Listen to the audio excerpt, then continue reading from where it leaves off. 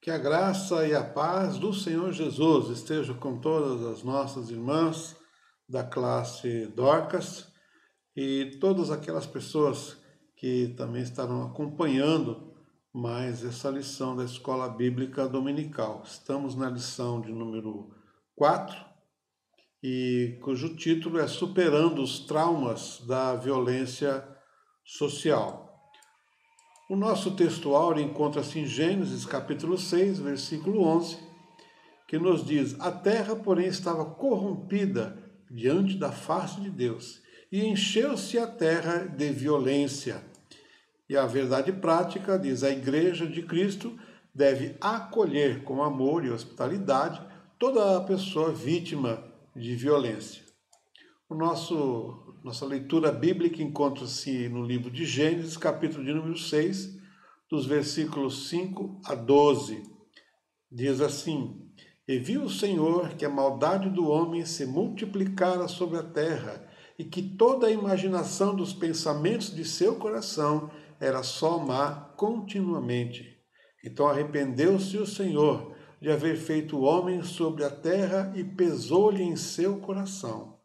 E disse o Senhor: Destruirei o homem que criei sobre a face da terra, desde o homem até o animal, até o réptil e até a ave dos céus, porque me arrependo de os haver feito. Noé, porém, achou graça aos olhos do Senhor. Estas são as gerações de Noé. Noé era homem justo e perfeito em suas gerações. Noé andava com Deus. E gerou Noé 3 filhos, Sem, Cão e Jafé. A terra, porém, estava corrompida diante da face de Deus, e encheu-se a terra de violência. E viu Deus a terra, e eis que estava corrompida, porque toda a carne havia corrompido o seu caminho sobre a terra. Amém.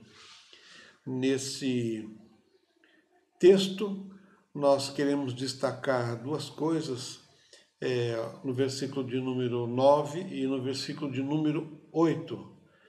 Veja que no versículo de número 9 diz: Noé andava com Deus. Noé andava com Deus por uma razão. Não a razão de ele ter escolhido como esforço próprio, com a sua decisão própria de andar com Deus, mas algo maravilhoso aconteceu na vida de Noé. O que aconteceu na vida de Noé é que ele achou graça aos olhos do Senhor. Guarde esta palavra, graça. Ela é importante para a nossa lição de hoje. Então, versículo 8, Noé achou graça aos olhos do Senhor.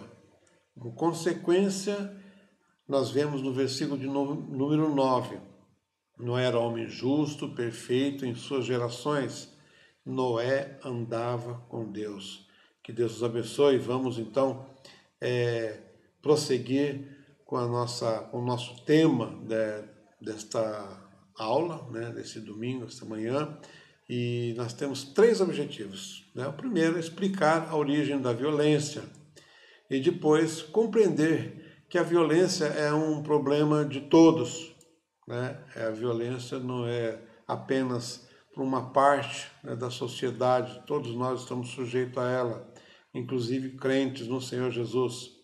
e conscientizar-se também do papel acolhedor da igreja.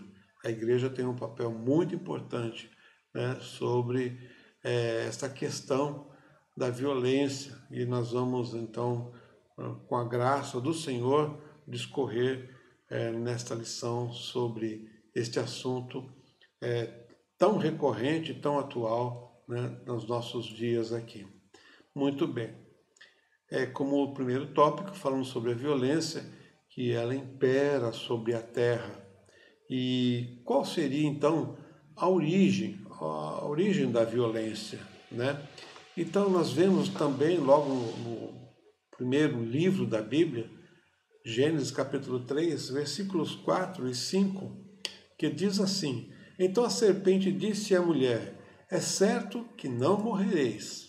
Verso 5: Porque Deus sabe que no dia em que dele comerdes, se vos abrirão os olhos, e como Deus sereis conhecedores do bem e do mal. Onde está a violência, né, nesse texto? Pelo menos esses dois que estão grifados, nós podemos ver em primeiro lugar a mentira. É certo que não morrereis. Satanás, usando a serpente, proferiu uma mentira. E uma mentira é também uma violência. Assim como a mentira, a traição, né, o falar mal de alguém, isso é uma violência.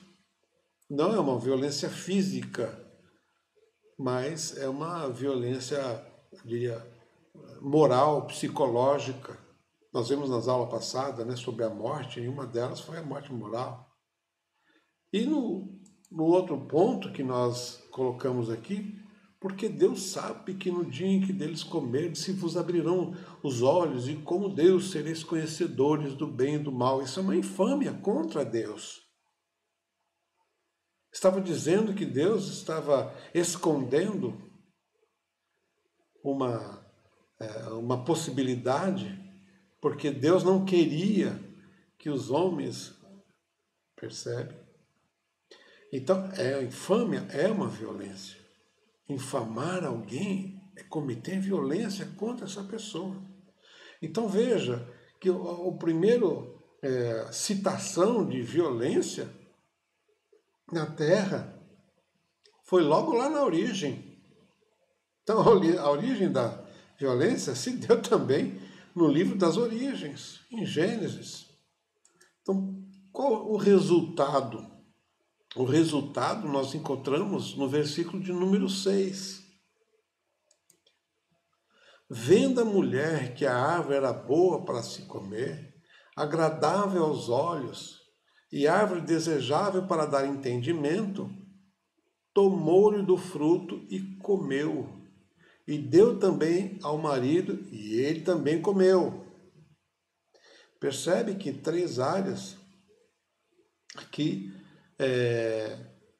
que Satanás agiu e age até hoje. Veja, agradável aos olhos, concupiscência dos olhos. Desejável, concupiscência da carne. Boa para comer e desejável para dar entendimento. Soberba da vida. Então percebe as áreas que ele atingiu, né? Soberba da carne, dos olhos, e concupiscência da carne, dos olhos e soberba da vida. E o que aconteceu? Ela comeu e ele também comeu. Então, onde está a violência agora aqui? Veja que a violência vai gerando outras violências. A desobediência. Eles desobedeceram a Deus, cometeram uma violência contra Deus, desobedecendo. E qual é o desdobramento dessa desobediência? Iniquidade. Então veja que o desencadear da violência gerada lá no início redundou em uma coisa chamada iniquidade.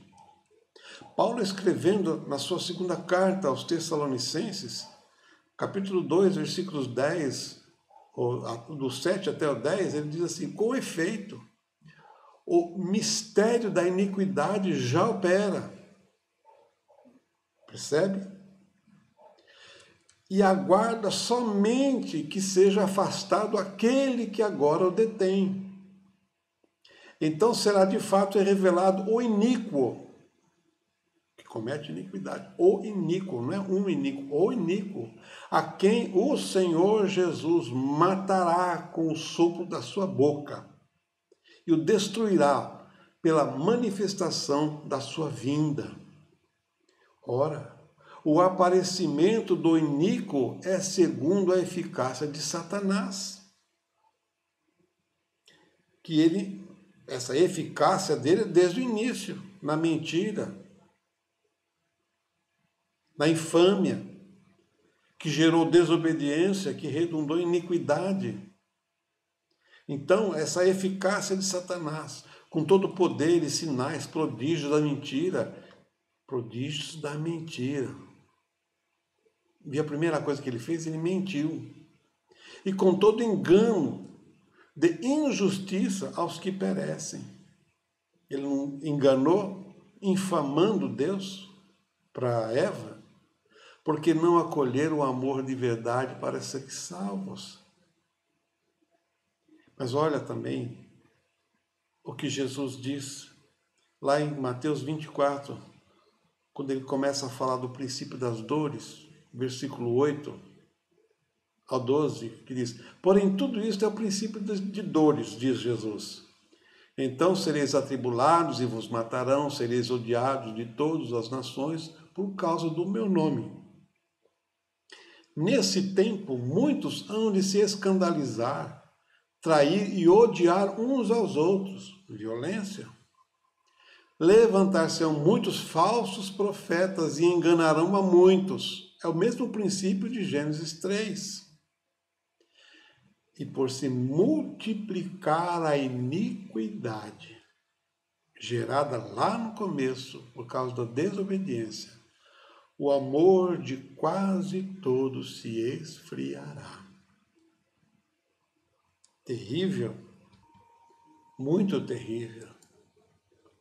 E a consequência? Ainda em Gênesis 3, versículos de 15 a 17.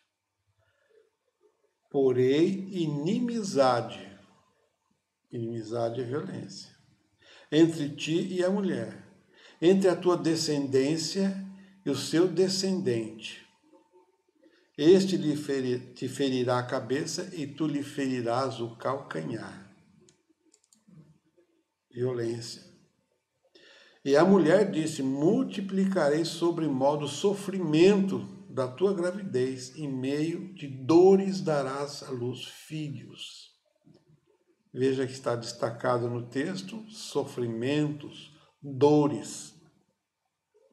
Ele se volta para Adão e diz: e Adão disse: maldita é a terra por tua causa, em fadigas obterás dela o sustento durante os dias de tua vida. Então veja a consequência daquela primeira violência e agora a sua multiplicação. Então, por que a violência se propaga com tanta facilidade? E a gente vai voltar daqui a pouco lá em Gênesis e ver isso. Mas olha o que diz Marcos 7, de 21 a 23. Diz: porque de dentro do coração dos homens é que procedem os maus desígnios, prostituição, os furtos, os homicídios, os adultérios, a avareza, as malícias, o dolo, a lascívia, a inveja, a blasfêmia, a soberba, a loucura. Ora, todos estes males vêm de dentro e contamina o homem.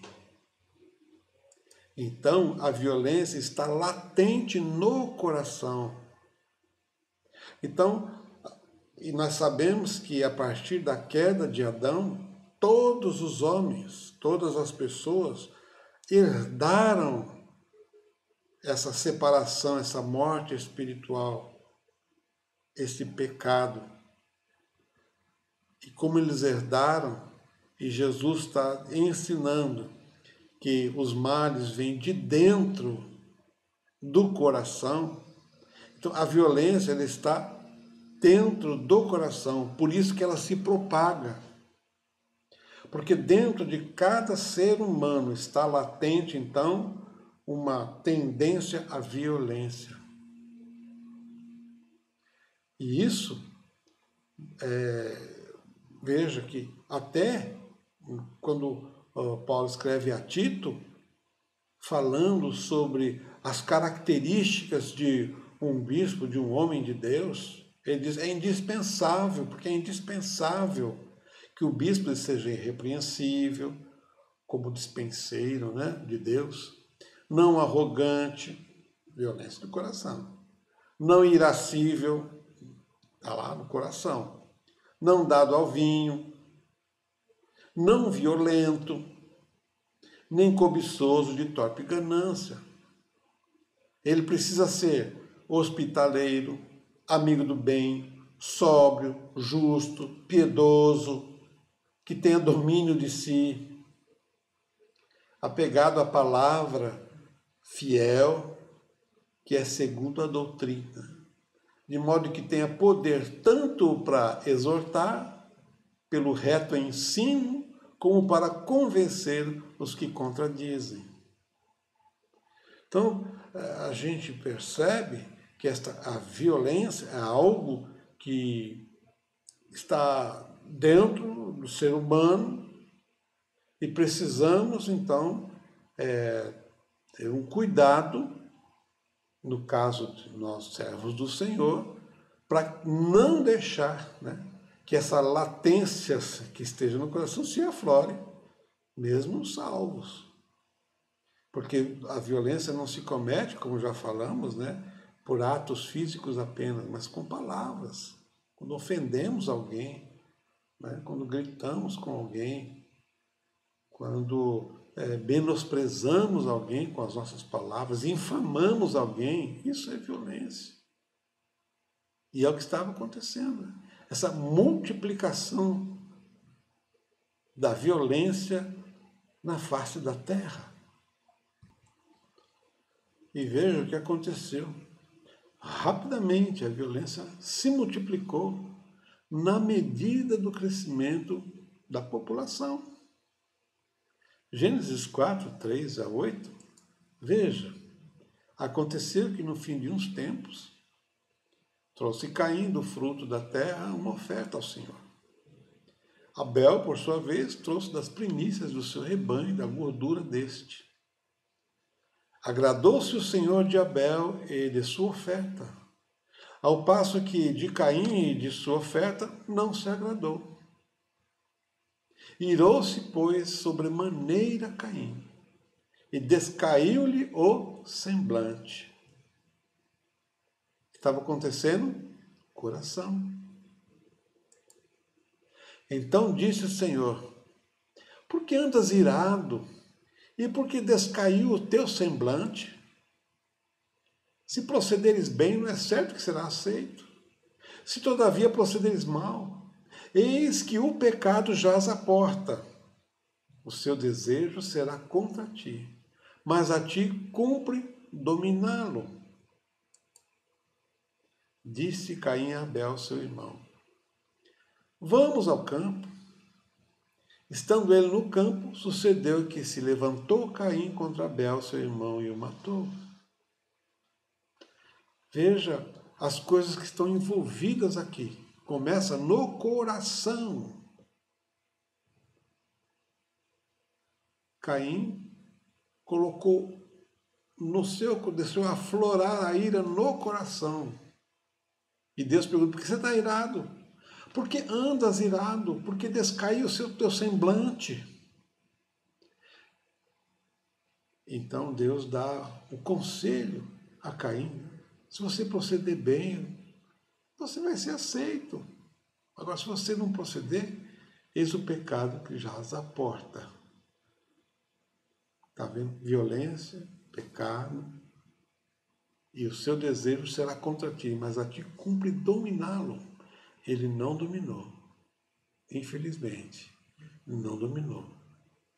Ele engana seu irmão, ao engano aí, a mentira, vai ao campo e comete realmente uma violência contra o seu irmão. E nessa multiplicação que a gente viu, e lemos lá no capítulo 6, o texto da nossa lição, então chega a um ponto que se tornou insuportável a justiça de Deus. A população, naquela época, não era tão grande, mas toda ela corrompida. Toda ela corrompida. Então chega no nosso texto da leitura bíblica, que nós lemos. E viu o Senhor que a maldade do homem se multiplicara sobre a terra, e que toda imaginação dos pensamentos de seu coração era só má continuamente. Estava no coração.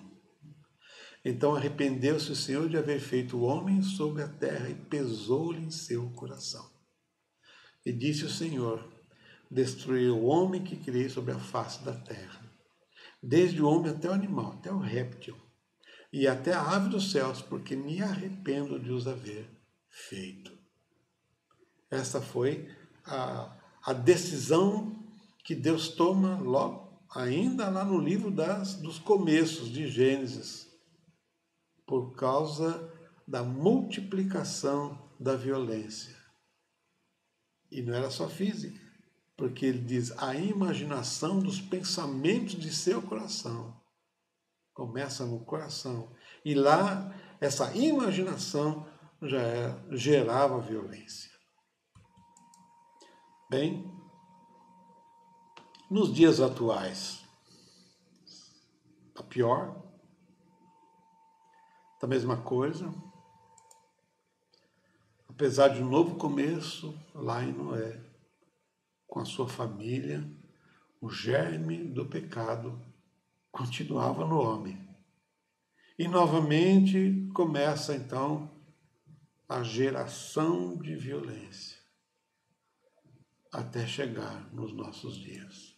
Então, resultado, a multiplicação do pecado e, consequentemente, da violência.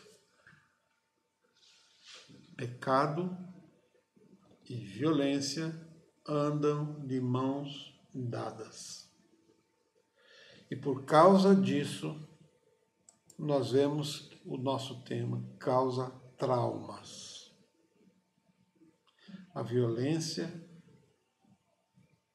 em consequência do pecado, então, traz nas pessoas traumas. Então vamos ver o que são traumas. Uma pessoa que vivenciou situações e experiências que despertaram nela sensações negativas pode deixar registrado em sua memória então essas emoções, que mesmo depois de muito tempo, muitos anos, ainda essas emoções elas provocam lembranças desagradáveis e dolorosas. São as chamadas memória traumática. Essa memória traumática é uma companheira indesejável, um estranhamento mental às experiências ruins do passado, gerada por violência. Envolve sentimentos, sensações, sons, imagem, odor, tudo relacionado com essa experiência ruim. Então, trazendo novamente angústia e dor. Quem não se lembra, às vezes, ouvindo um som, ouvindo uma música, ouvindo alguma coisa, da experiência ruim? Tinha um senhor que trabalhava conosco, já há muitos anos, ele participou da guerra, da Segunda Guerra Mundial. Então, quando dava trovão, ele muitas vezes se assustava. Ele dizia para a gente que no começo, quando estava chovendo e dava trovão, ele corria para se esconder. Trauma de guerra. Então, algumas memórias, algumas sensações, né, que nós guardamos, fica ligado com isso. Né? Uma memória olfativa, né? Sente um certo cheiro, se lembra das coisas. Então percebe que esse sentimento é terrível isso. Trauma.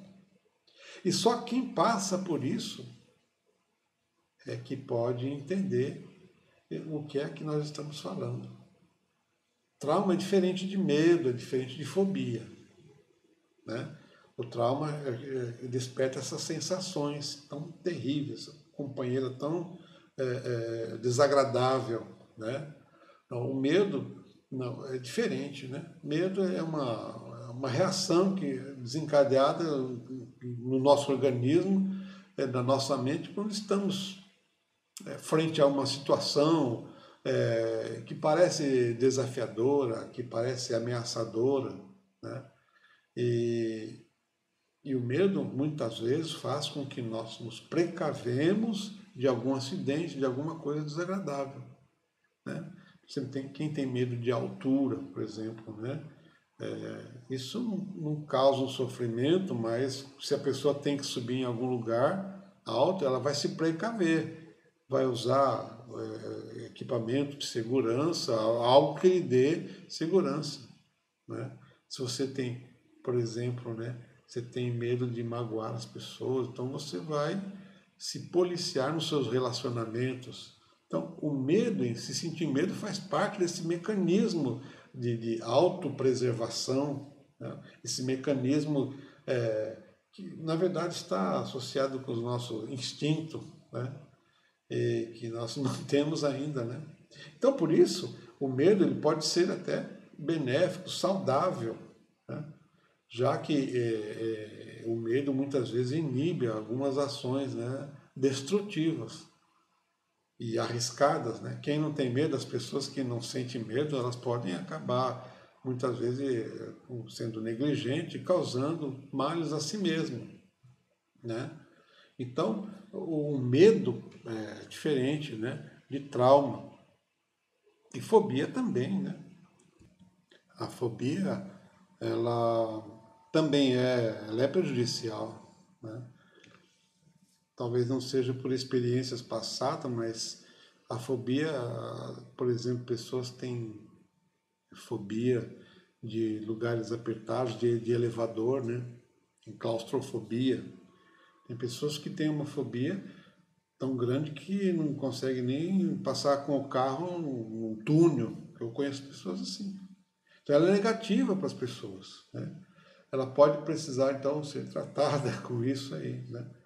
Então, essa fobia é um medo exagerado, né? Incontrolável. A pessoa sabe que tem isso, né? Mas ela não consegue se controlar.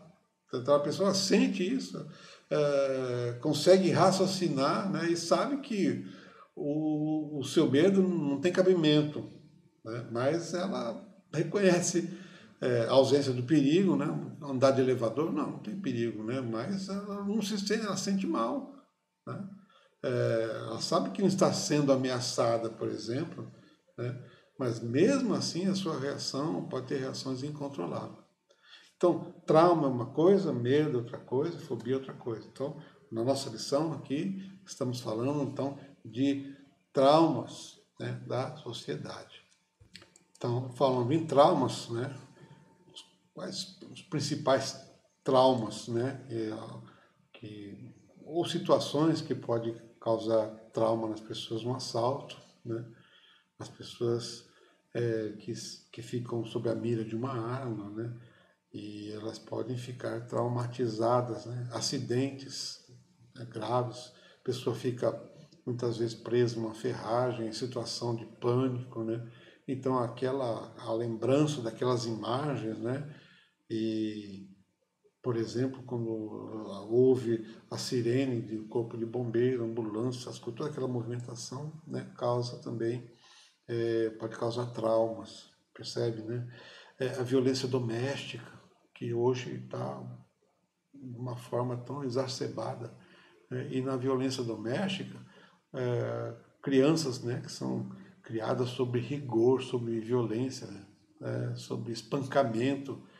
Então, a pessoa acaba levando, né, para a sua vida adulta, então essas imagens, né, essas experiências dolorosas. E muitas coisas, né, a gente não percebe, né, você está de fora, né, algumas reações, algum comportamento de pessoas que carregam dentro de si um trauma sobre violência doméstica, a violência sexual.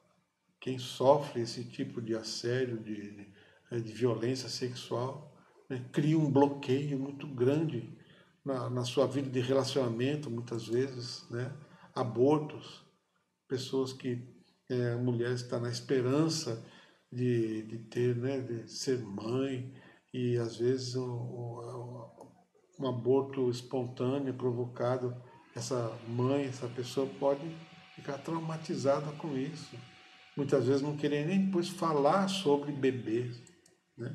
Sequestro, né? Mesmo que a pessoa fique sequestro relâmpago, mas isso causa na pessoa. Tanto é que as pessoas, quando são libertas de cativeiro, assim, já vão, passam por análise ou passam por uma clínica ou psicológica, mudança drástica na vida.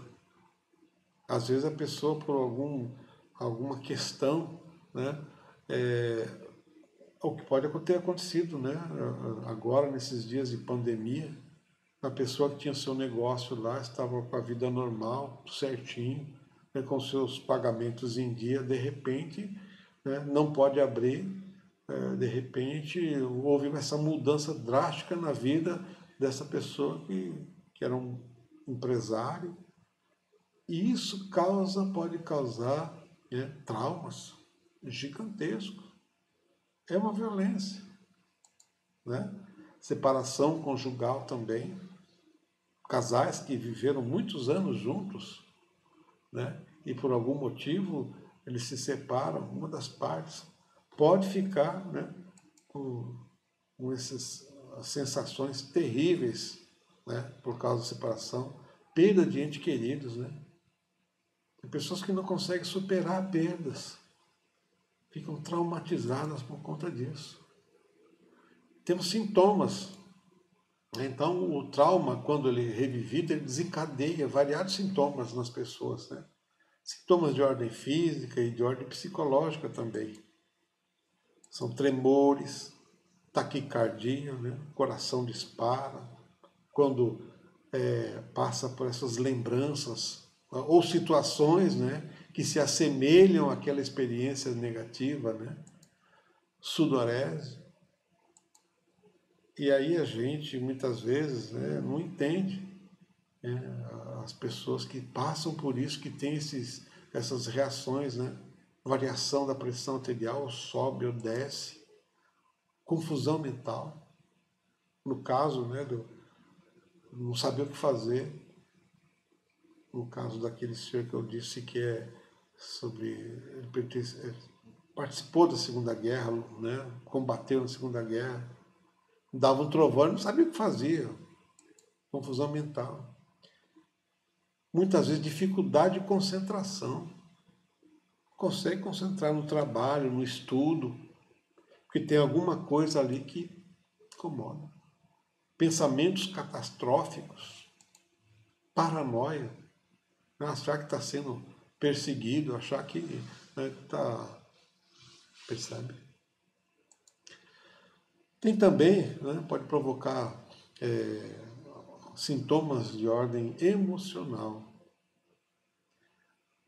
despertando sensações, olha só, ansiedade, pânico, desespero, apreensão, desamparo, sentimento de que está desamparado, culpa, engraçado, se fosse trágico, né? A pessoa se culpa por alguma coisa que aconteceu. Ela acha que ela é culpada. Ou fica irritado quando, né, essas lembranças vêm. E às vezes a pessoa não fala, né? E está irritado, e eu falo, não converso com ele hoje, está irritado. E muitas vezes a pessoa é criticada quando tem essas sensações. Quem não conhece, não sabe, né, critica a pessoa. Essa é uma postura indesejada. Tristeza. Então veja, quantos sintomas, né, as pessoas vítimas de violência, como eu já disse, né, não é só uma violência física, né, moral também. Elas podem ter essas companheiras, esses companheiros tão indesejáveis na vida. A pessoa pode ficar com raiva, sem mais nem menos, né? Aparentemente sem mais nem menos. Mas são sintomas que vão aflorando em pessoas que passam por essas experiências tão ruins. E todas essas situações, né, podem trazer consequências, né, para outros aspectos da vida. Isso porque essas sensações que despertam na pessoa, né, elas podem mudar a postura da pessoa. Então afeta a maneira que essas pessoas se relacionam, né, o relacionamento interpessoal. Ela pode sentir dificuldade em manter uma vida social, né, porque as pessoas muitas vezes não lhe compreendem, porque ela pode sofrer bloqueios, né, e vai sentir limitações nesses relacionamentos. Abala relacionamento conjugal, né, ou amoroso, impacta a vida profissional da pessoa, né, a sua carreira, já que promove barreiras, tá, em razão de insegurança, de timidez. É claro que esses reflexos variam, né, em função do trauma, né, ou mais, eu diria assim, mais prejudicial ou mais forte ou não, né? Porque está relacionado com muitos acontecimentos, ou de diferentes acontecimentos na vida da pessoa, né? Então, dessa forma, cada pessoa, né, a vida de cada pessoa, ela é afetada de uma forma diferente, né? Dependendo do tipo de trauma que sofreu. Tem pessoas que conseguem, depois de um certo tempo, superar, né, esse trauma, mas tem pessoas que não conseguem superar esse trauma. É aí, então, que entra o papel da igreja.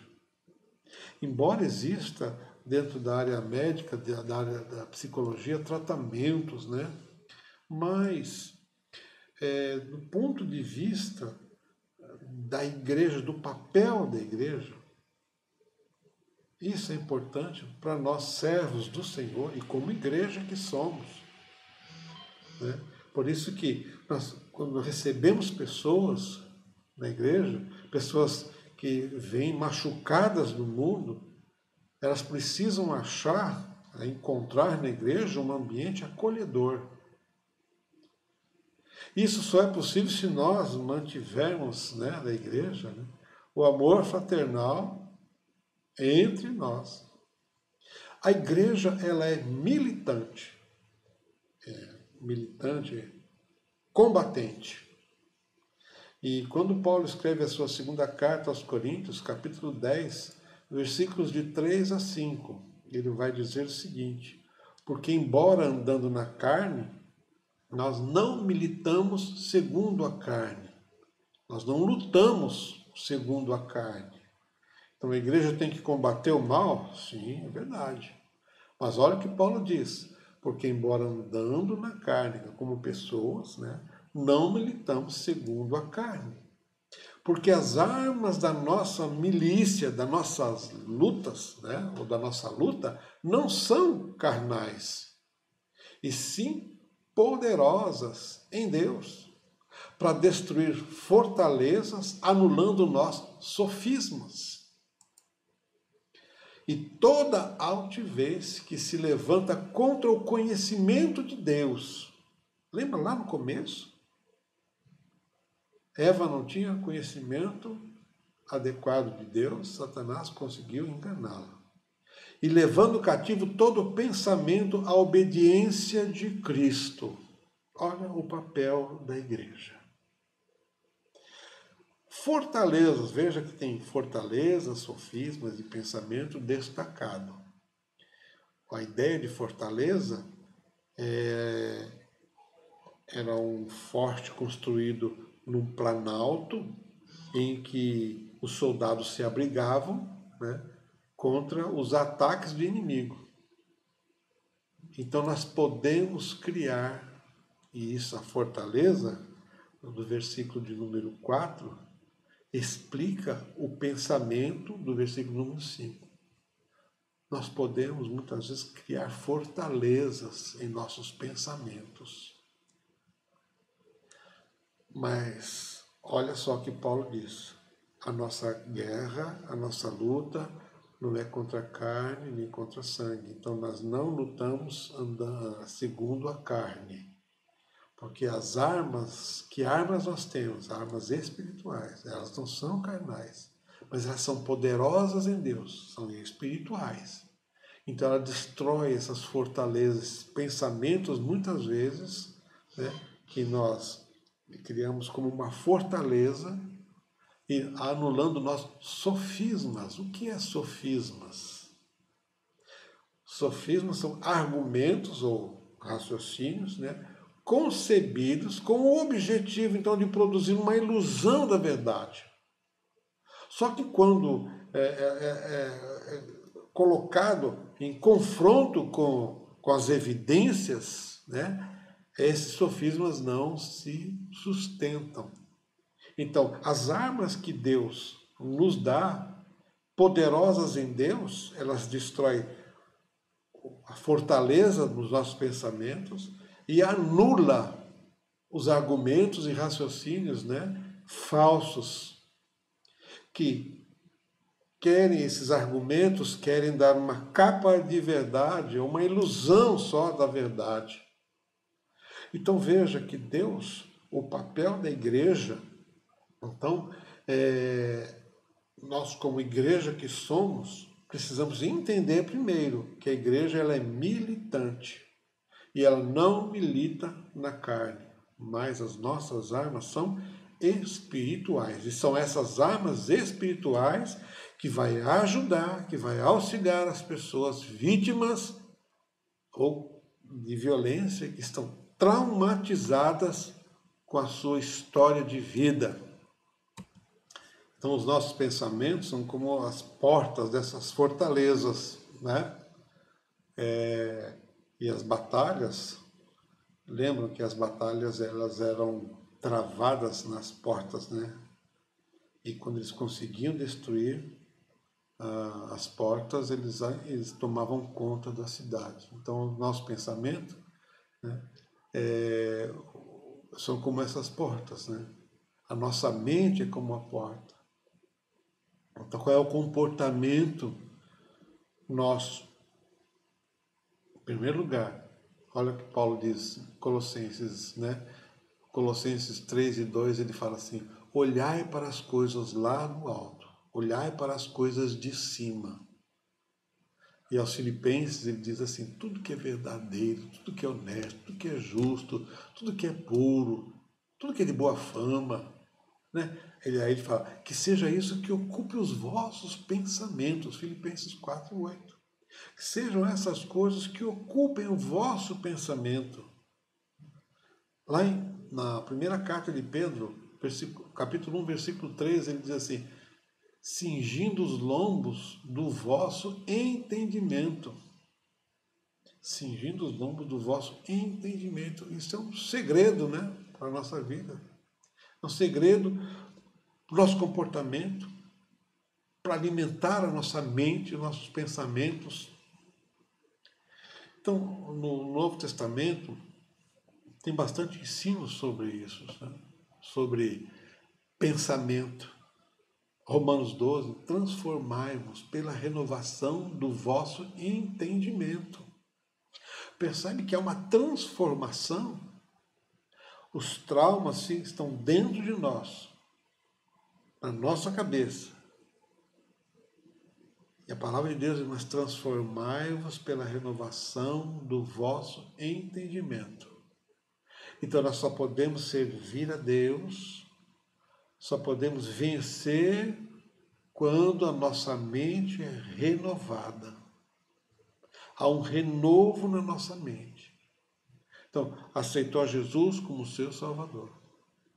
Veio para a igreja.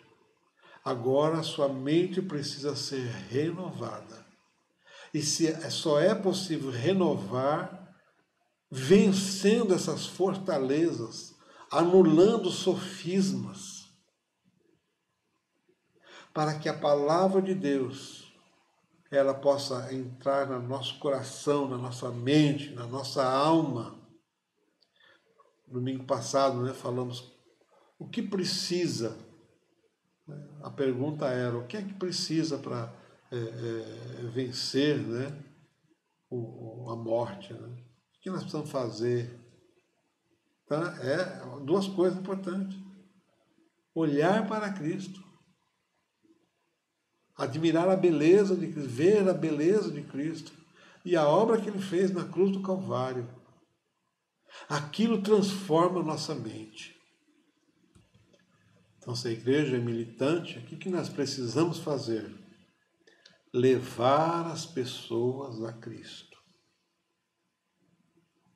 O papel da igreja, levar as pessoas a Cristo. O que diz? Trazemos em nossa mente toda uma história de vida, não é verdade? Nós gravamos isso. Está gravado na nossa mente a nossa história. Com todas as marcas. Marcas boas, marcas ruins, decorrentes dessa história. Nós guardamos isso. Nós temos um arquivo na nossa mente da nossa própria história. E às vezes trazemos coisas ruins. Muitas coisas ruins. Temos muitas boas lembranças também. Então Cristo diz, Mateus capítulo 11, versículo 28 e 29. Olha o que Jesus está dizendo. Olha o segredo da salvação. Vinde a mim, todos os que estáis cansados, sobrecarregados, e eu vos aliviarei. Essa é a promessa de Cristo que cumpre na vida daqueles que se achegam a Jesus. Então, nosso papel é levar as pessoas a Jesus, conhecer Jesus. Não é conhecer uma religião, não é uma igreja, não é conhecer a nossa instituição, o nosso pastor, os nossos recursos, não, é conhecer Cristo. É que nem formar discípulos. Precisamos formar discípulos de Cristo. Nós não formamos discípulos nossos, discípulos da igreja, discípulos de Cristo. Tomai sobre vós o meu jugo e aprendei de mim, porque sou manso e humilde de coração, e achareis descanso para a vossa alma. Trauma, ele é uma canseira. Trauma traz aperto. Trauma, como já falamos, um companheiro, né, indesejado, que traz memórias ruins e que tem todos aqueles efeitos. Mas a palavra de Deus, próprio Jesus dizendo, você vai encontrar o que você mais precisa, o que o mundo mais precisa, que é descanso para a alma. Esse é o objetivo principal da salvação. não é ficar rico, não é se dar bem, né? Mas é descanso para a vossa alma. Então, as pessoas que vêm a Cristo, precisamos apresentar Cristo a essas pessoas. E precisa aprender de Cristo. E aprender de Cristo é pela sua palavra. Porque o próprio Jesus disse, né? Examinai as Escrituras, porque elas de mim testificam. Então, quando nós fazemos isso, nós achamos descanso. E só é possível quando nós transformamos a nossa mente, renovamos a nossa mente. Eu vou esquecer de tudo aquilo que não, a nossa história está gravada na nossa mente. Só que aquilo não nos vai fazer mal, né? Então, olha, isso redunda em Romanos 5, 20 e 21, que eu vou ler aqui. Sobreveio a lei que avultasse a ofensa, mas onde abundou o pecado, superabundou a graça. Lembra? Pecado e violência andam de mãos dadas. Mas aonde abundou o pecado, a violência, superabundou a graça. Lembra que lemos logo no início, lá em Gênesis capítulo 6, que Noé achou graça aos olhos de Deus.